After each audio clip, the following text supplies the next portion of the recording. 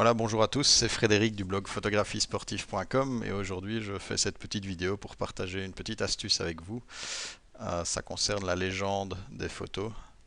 Et donc si par exemple vous faites des photos pour un club sportif ou pour, je ne sais pas, un média quelconque, vous avez probablement besoin de légender les photos et entre autres d'indiquer pour chaque photo quels sont le nom des joueurs présents, enfin des joueurs ou des personnes on va dire présentes sur cette photo. Et donc, on va voir un petit peu comment on peut faire cela afin de se faciliter la vie au maximum. Alors, on va commencer par l'exemple tout simple ou traditionnel. Je vais aller dans Lightroom, qui est mon outil de travail standard, et on va prendre une collection de photos qui est ici. Et donc, la méthode traditionnelle, ce serait évidemment d'ajouter et de taper la description de sa photo avec le nom des joueurs. Et donc ici, ben, il y a le joueur en jaune numéro 10 qui fait une action qui fait un shoot vers le panier. Et donc, la méthode simple, évidemment, c'est de taper son nom. Encore faut-il le connaître. Bon, si c'est un match officiel, on a vraisemblablement une feuille de match où vous avez une feuille de match avec le nom des joueurs. Et donc ici, en jaune, je sais que c'est l'équipe du dessus. Le 10, il est là, c'est Depuon. Et donc, je vais pouvoir taper son nom. Donc, T Depuon. Je mets éventuellement son numéro, ça facilite l'identification. Je mets le nom du club. C'est RCS Natois. Fait un shoot vers le panier et je peux éventuellement mettre le nom d'un ou des joueurs adverses que j'ai identifiés. Donc on a le 8 en bleu ici et le 9 en bleu aussi. Cela je ne connais pas du tout le nom. Donc on va faire sous le regard de. Et puis je vais voir donc dans ma feuille de match quel est le numéro 8 et le numéro 9. Ça commence bien. J'ai apparemment pas de numéro 8. Donc c'est un autre numéro. Je ne sais pas, le 3 probablement. J'ai pas de 3 non plus. Qu'est-ce qui peut ressembler à ça? Je ne sais pas. On va toujours faire le numéro 9 puisque celui-là on le voit. Donc Crépi TH. Crépi TH. C'est le numéro 9.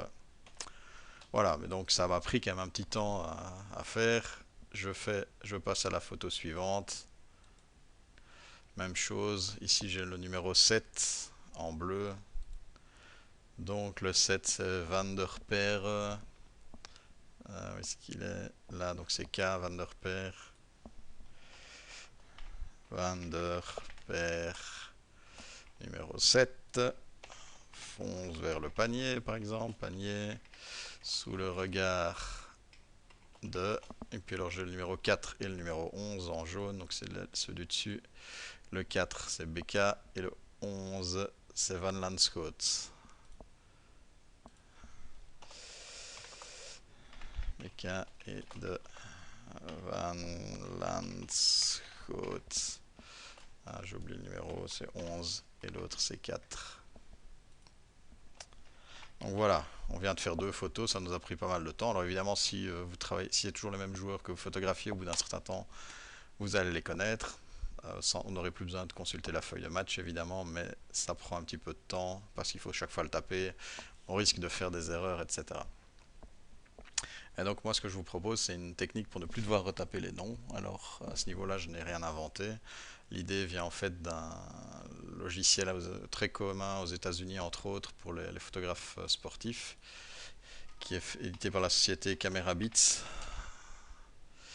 et c'est Photomécanique qui est en fait ils ont un seul produit public en tout cas Photomécanique qui est très utilisé par les photographes pro. Et un des avantages de ce logiciel c'est qu'on peut prévoir ce qu'ils appellent les codes de remplacement. Et donc au lieu de taper le nom de mes joueurs en entier comme ce que je viens de faire ici dans ma légende, on tape simplement un petit code qui correspond à chaque joueur. En général, on prend pour cela un nom court pour l'équipe et on ajoute le numéro du maillot. Et ça remplace, donc chaque fois qu'on tape par exemple A pour la première équipe et puis le numéro 10 pour le joueur donc numéro 10 de cette équipe A, et bien ça va remplacer automatiquement par son nom complet. Alors ça fonctionne en photomécanique. C'est un des seuls programmes que je connaisse qui le fait, tout intégré. Et pas de chance pour moi, j'utilise Lightroom et Lightroom ne propose pas cette fonctionnalité. Et donc, heureusement, il y a des petits programmes annexes qu'on peut utiliser dans son système d'exploitation, dans mon cas Windows, mais il en existe pour Mac, même pour Linux, et qui permettent aussi de faire la même chose, donc de définir des raccourcis qui seront remplacé automatiquement par du texte plus long. Et donc par exemple, on peut utiliser ça pour un petit truc tout simple, c'est plutôt que de taper chaque fois sa signature, euh, eh bien, on tape un petit code. Donc ici, plutôt que taper chaque fois cordialement mon nom, etc., je tape CDTPS, je mets un espace et automatiquement il remplace ces 5 lettres par tout mon texte. Alors évidemment, on va l'utiliser nous pour taper le nom des joueurs. Et donc pour ça, moi je vais présenter le petit programme que j'utilise actuellement qui s'appelle AutoHotkey, qui est un petit programme gratuit en Windows et donc qui permet de faire ce genre de choses. Donc c'est très simple, il y a un fichier à télécharger et à installer. Une fois qu'il est installé, il se retrouve dans le menu démarrer. Il est là, AutoHotkey démarre. Et donc on va voir son fichier de configuration qui est tout simple. Donc quand il est démarré, il apparaît dans la barre ici en dessous. On clique avec le bouton droit, Edit this script. Et donc on voit ici par exemple, tout à l'heure je vous ai montré en faisant CDTPS et ça remplaçait par cordialement, puis un retour à la ligne, mon nom et puis l'adresse du site. Et donc en fait la syntaxe est assez simple. On peut faire plein de choses avec AutoHotkey, mais ce qui nous intéresse, donc c'est une syntaxe de ce genre-là. Donc c'est 2 points, et puis mon code à remplacer et le texte par lequel il sera remplacé. Et donc si je reprends l'exemple des photos et des légendes que je veux placer, on va retourner ici dans ma feuille de match. J'ai 2 équipes au-dessus Natois, on va prendre N comme nom d'équipe et l'autre c'est Evolué, on va prendre W. Et donc la première abréviation ça va être N4 par exemple qui correspond à BK. Donc je fais 2 points, N4, 2 points, 2 points, et puis S, BK, si je mets le numéro pour avoir une certaine information, à toi. Et donc voilà, je fais la même chose après pour l'autre joueur. Donc après 4G5 évidemment, N5, c'est F, Bully, 5 de à toi. Et puis on continue avec le 7, le 8, etc. Vous avez compris, ça, la suite est logique. Et donc ce que ça va me permettre de faire, je vais enregistrer déjà pour commencer ici mon fichier de configuration avec ces deux-là. Je vais vous montrer ce que ça fait. Et donc j'ai enregistré mon fichier. Maintenant je dois dire à AutoHotkey qui doit utiliser ces changements et ce nouveau fichier de config. Donc de nouveau sur la petite icône AutoHotkey, bouton droit, reload this script. Voilà, il est chargé. Et donc si je vais dans Lightroom par exemple, je reprends une image ici, c'est de nouveau le numéro 4 qui est à l'arrière-plan. Et donc plutôt que de devoir retaper de nouveau son nom complet, je tape N4 et voilà, il a automatiquement remplacé ce texte court N4 par son nom complet. Et donc évidemment en faisant ça, on peut gagner beaucoup de temps, à condition évidemment que ce soit des jeux enfin, il faut pas que ça prenne plus. Si vous avez 2 photos à légender, évidemment, ça va prendre plus de temps d'encoder tous les joueurs que de taper simplement le nom le nom des joueurs sur les 2 photos en question.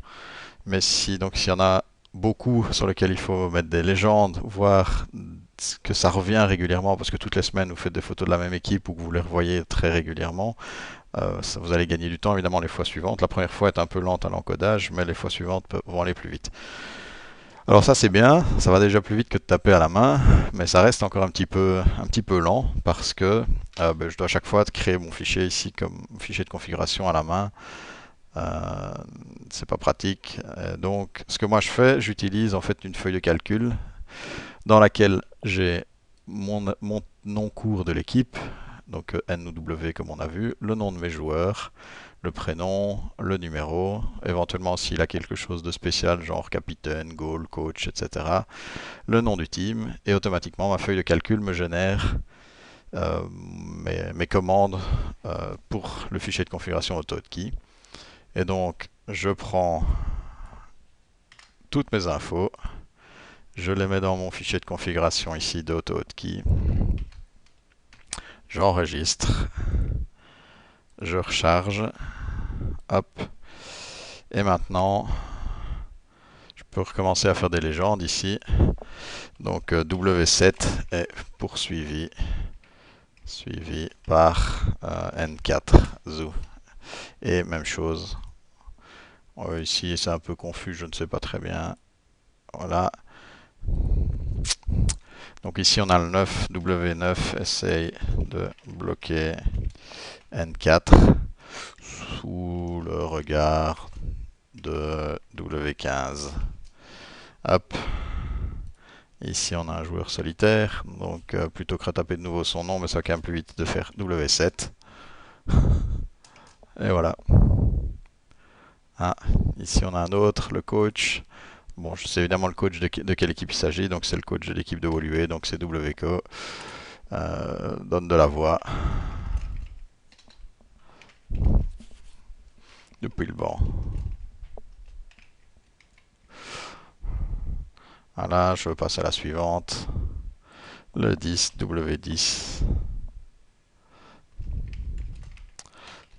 Je pense que je vais mettre avance avec la balle. Hop. Et donc, ça me fait gagner évidemment énormément de temps. Voilà, ici on va encore faire une dernière pour vous montrer. Donc, on a le numéro 10, on va faire N10, tente, bloqué, c'est W13. Et voilà. Et donc ici, on vient de faire maintenant 4 ou 5 photos en un temps très très court. Et donc on a été relativement vite sans devoir retaper des noms. Puisqu'une fois qu'ils ont été encodés, ça va vite. Et donc ici, j'ai 53 images en fait à légender. Et je peux le faire en quelques minutes, puisque je ne dois pas retaper des noms. Et surtout si je les ai encodés une fois, la fois suivante, qui sont encodés correctement, sans faute d'orthographe, etc., je ne vais jamais me tromper dans l'orthographe des noms. Voilà, donc c'était une petite astuce. En dessous de la vidéo, vous trouverez un petit peu d'explication, les liens pour télécharger le logiciel. Et effectivement, avant de clôturer, en fait, donc ça c'est un logiciel, AutoHotkey est un logiciel Windows, mais il en existe d'autres en Macintosh. Et donc, on a en Windows aussi, on a Phrase Express comme alternative, qui lui est gratuit pour une utilisation personnelle, mais pas pour une utilisation professionnelle. Et en Mac, on a Typinator ou Text Expander qui font globalement la même chose. Et en Linux, on a AutoKey qui fait théoriquement la même chose que AutoHotkey aussi. Et donc, vous retrouvez les liens vers ces logiciels en dessous de la vidéo. Et alors, j'ai fait un petit... donc, il y a la colonne ici. Je mettrai le fichier Excel vide dans lequel vous pourrez mettre votre contenu. Enfin, je mettrai un exemple, vous mettrez votre contenu après pour voir. Et alors j'ai rajouté 2 colonnes aussi pour Typinator, qui permet lui aussi d'importer. Là, le fonctionnement est un petit peu différent, mais il permet aussi d'importer des commandes préétablies en fait. Entre autres un fichier avec séparé par des tabulations. Et donc a priori, il va générer automatiquement ce qu'il faut. Et donc vous faites un copier-coller de ces 2 colonnes-ci si vous utilisez Typinator. Vous les collez dans un nouveau fichier que vous enregistrez quelque part et vous pouvez importer normalement ce fichier avec Typinator et vous devriez avoir le même fonctionnement. Et donc voilà, j'espère que c'est un petit truc qui peut vous aider. Si vous avez des avis, des questions, si vous connaissez des alternatives, etc., n'hésitez surtout pas à réagir dans les commentaires en dessous de ce post ou dans les commentaires de la vidéo.